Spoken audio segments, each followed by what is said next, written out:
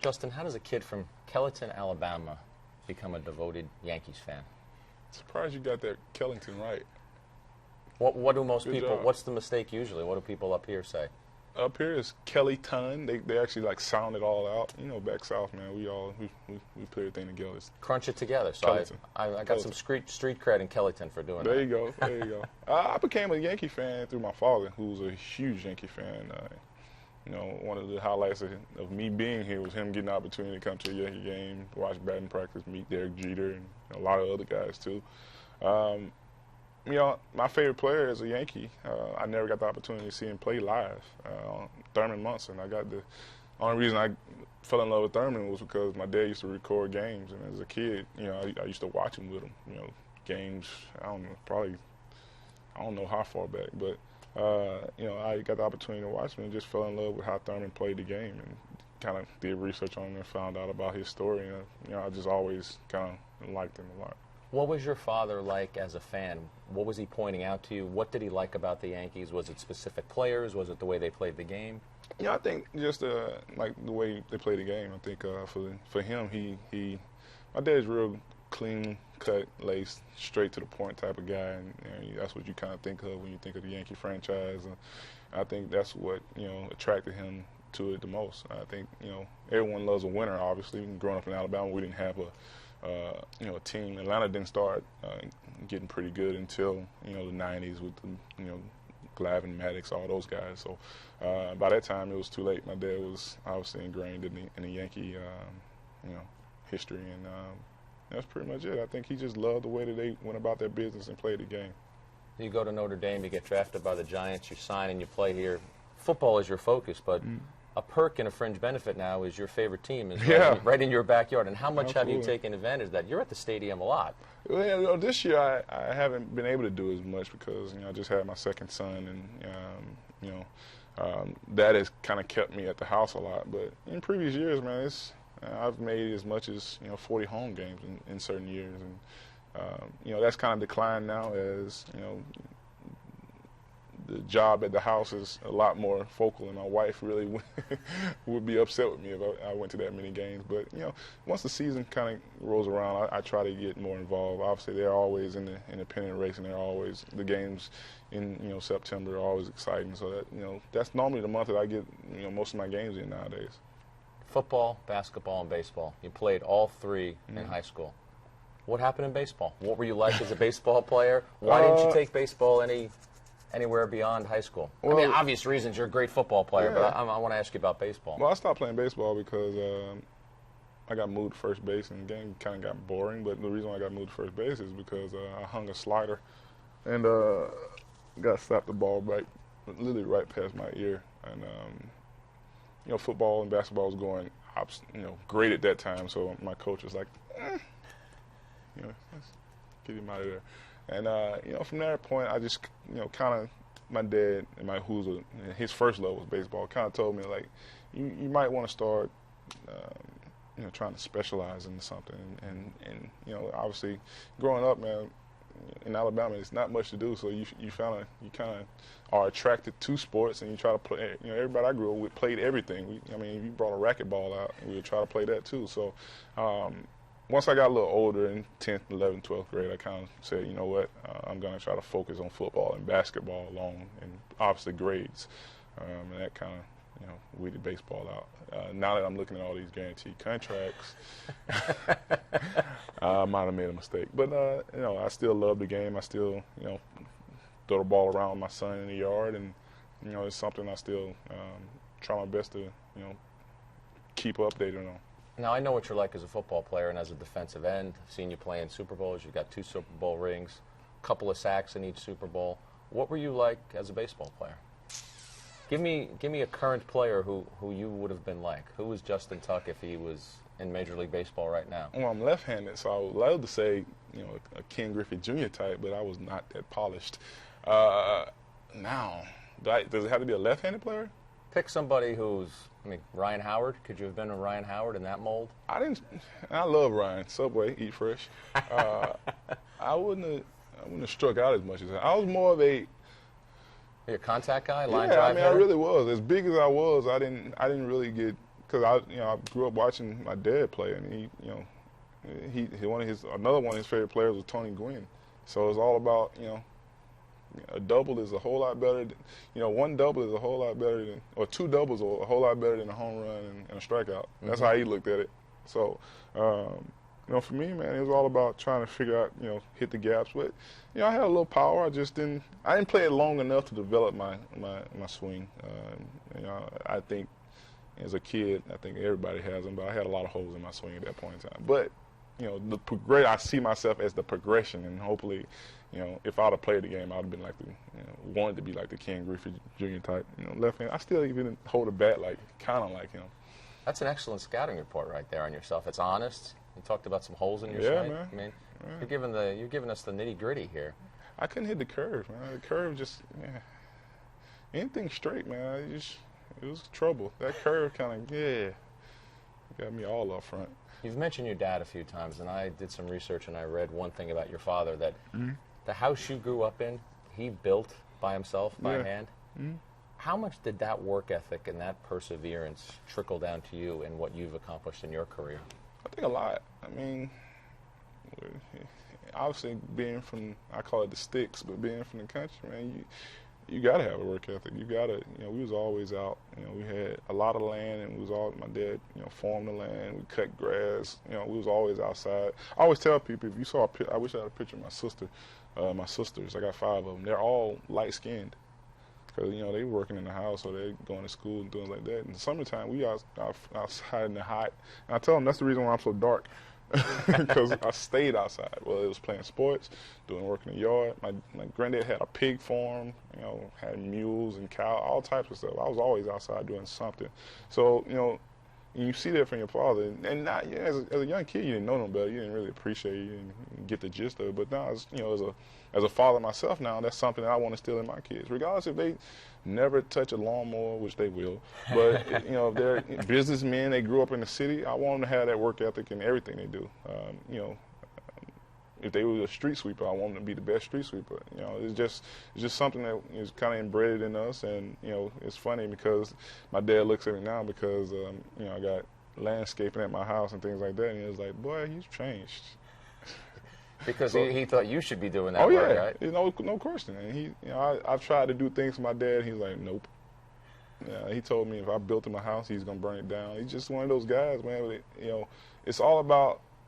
It's always been about work, and what you work for is what you harvest, and that's something that I'll never be pulled away from me, and it's hopefully something I can pass down to my boys. You mentioned he was a Yankee fan. How proud of you is he that you've achieved what you've done with the Giants? Dad's an interesting guy, man. He's more proud of just the man that I am, regardless of if I've had success on the football field or how much money I've made or anything like that, man. That's just kind of like icing on the cake for him. He could care less. He's more proud of graduating from Notre Dame, getting my degree, marrying a beautiful wife, getting having beautiful kids. That's the things that's gonna last. That's what he's more proud of. He doesn't, and I'm not saying he doesn't care about Super Bowls and all that, but that doesn't really get him as excited. He's more, like I said, he's more proud about the things that I am as a man, as considering that I've done a lot of great things as a football player, but that don't really get him too excited. He kind of expects things like whatever. You mentioned Notre Dame. I want to ask you about St. Francis of Brooklyn. You had the opportunity to be the commencement speaker a couple of months ago. Yeah. How much fun was that? How terrifying is that? You have over 2,000 graduates who are hanging on your every word. And you started out, by the way, by saying, any Jets fans, you're not getting your degree, which I thought was clever. I thought that was very smart. You got everybody loose after saying that. What was that trying to get like? myself loose with that. It's funny because you play in front of 85,000, millions of people on TV. You would think that getting up there and just talking in front of what I call a small crowd, it wouldn't be that hard. But it's different though because you got a lot of intellectuals there. You got a lot of people. It's not the same realm. It's not the same locker room with, like I said in the speech. You know, normally I'm giving these fiery speeches to 53 guys that, you know, are a little overweight and ready to go out there and knock somebody's head off. That's easy because, you know, anything they don't really hear the words you're saying. They just see your emotion. And, you know, it's hard for me to kind of bring my emotion down when I'm speaking about something I'm passionate about. Obviously, football I'm passionate about, but education is probably a little bit I'm more passionate about it because you know that's what's gonna last. So in that speech, man, it was kind of nerve-wracking because you got to be careful because a lot of times things can slip up. You start getting real petty, and you just I didn't mean to say that, but it was fun though. It was a great opportunity. It was something that, you know, maybe we can, you know, continue to do something like that. But it was a great opportunity. I had fun doing it, and you know, met a lot of great people. I'm going to steal a page from your playbook. In that commencement speech to the graduates, you said, you got to be fast and you got to get to the point. So as an interviewer, I'm going to do that. Okay. Giants winning the Super Bowl this season? If I got something to say about it, yes. You know, I think we do have that type of team. And, you know, we didn't – a lot of people are saying about, you know, what we did last year. You know, that wasn't us last year. It really wasn't. I don't know. Well, actually, I kind of do know why. But last year wasn't our team. This year, I think you're gonna see us come out and play a lot better than we played last year, and we got a lot of motivation, man. I mean, motivation to win the Super Bowl is high every year, but when it's in your backyard, and they told me that, you know, the NFC team is gonna have our locker room, so I'm imagining, like, you know, if you know, San Fran, you know, win the NFC, you know, somebody like Justin Smith or Alden Smith is going to have my locker. I don't know if I feel that, you know, I don't know if I feel good about that. So, you know, we definitely want to hold home court and be the first team to have an opportunity to win a Super Bowl in our own stadium. That is tremendous motivation to know that game is going to be played in your backyard. Yeah. And as you said, you don't want somebody else coming in and hanging out in your backyard, right? Possibly waving a Super Bowl banner or getting their Super Bowl trophy. Imagine, you know, another player sitting in your stool, you know, clipping his toe. It's all types of different ones. I'm not gonna go in that route right now. Hey, I want to tell you, I want to have some fun with you here. Every time we get near the end of one of these interviews, we open up a couple packs of baseball cards, and we decide who's got the best pack. Whoever has the best pack gets to keep both packs. But here we go. We got a 2013 Topps, or we got a 1989 Topps. The perk is, I think there's 24-year-old gum in here. Which do you want to go with? How about we go with both? I'll take a 89 and a 13. We're gonna do both. All right. Yeah, let's start with 89. That'll be, that'll be. You know, and if I get a Tony Gwynn, I might just do a little touchdown dance. Let me ask you a question. Who's deciding? Who's deciding? I can probably make some great arguments for some people. Whose show is it? It's my show. Whose seat is this in locker room? It's yours. Yeah. You're using my power. Who's bigger? Who's bigger, you?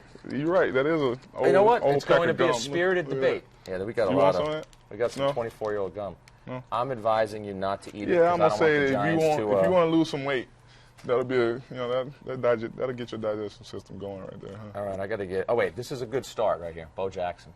Got to have a lot of love for Bo Jackson. All right, I'm happy with that. I'm gonna be honest with you. Bo Jackson is my favorite athlete of all time.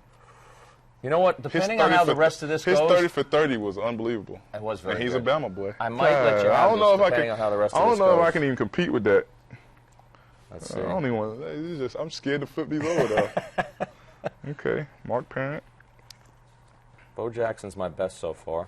Mookie, Mike Scioscia. Mookie Wilson. Mookie Wilson. That's a historic moment for the Mets right there. That's a good one. Jose Canseco. Yes.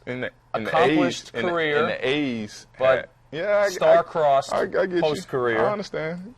I'm just going to sit here and let you go, and I'm just going to hold this up. I'm trying to get somebody that I can cancel Bo out. If I can cancel Bo out, then we can have a conversation here. I'm not even going to make an argument here. This is a win for me. Oh, wait. Terry Clark. Come on. He's in the hole. Nah, you win that one. All right. So we'll put this pie there. That's a win. But like I said, I appreciate that you're letting us hang out in your neighborhood. So we'll hang this out there. Maybe this is going home with you. Now we got to go to the. We could have football cards and you can show his baseball card, and you still probably don't win. All right. No, 2013, they've gotten rid of the gum apparently. Okay, I need Verlander, I need Pujols. Ooh, I Manny need- Machado, up-and-coming star right there for the Orioles. Manny Machado. Now, he no, doesn't have the not resume. yet, not Doesn't yet, have the not resume yet. I need. Come on, where's a Robinson Cano? Can I get one of these players? Now, how frustrating is that? I got a mascot. Yes. There's 7 cards in here, and one of them is Yes. a mascot. That's disappointing. All right, we got Freddie Freeman. He's pretty good. It's an all-star. Jeff Samardzija, Notre Dame. There you go. Okay. Dustin Pedroia. As right. much as I hate the Red Sox, That's an MVP. yeah. Oh, another Red Sox I don't like. I'm winning this battle. John Lester. All right, you're ahead. I will counter you. Another Red Sox, former Red Red Sox Sox, player? former Red Sox, Carl Crawford. Another good player. You're not winning this one. I will counter. All right, Gallardo. I got some. Pedroia is your best. I got a could solid. counter Pedroia with Brandon Phillips.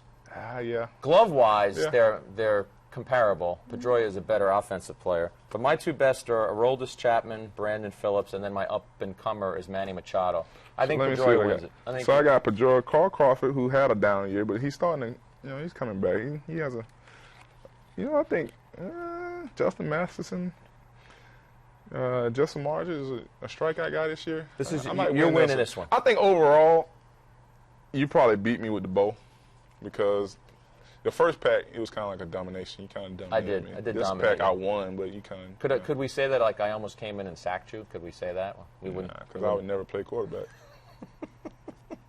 Here you go. You get to 2013, and the you bow. got so Give me excited the bow, man. that I'm giving you the bow. And Oh, And the bow, Fumble. I don't even want Like those. all The these bow stupid is gonna football puns I'm I, throwing out there? I need something like to tape that there though, because I don't want to put a hole in it. yeah, you got to get that up there. So yeah, I'm gonna tape it up there.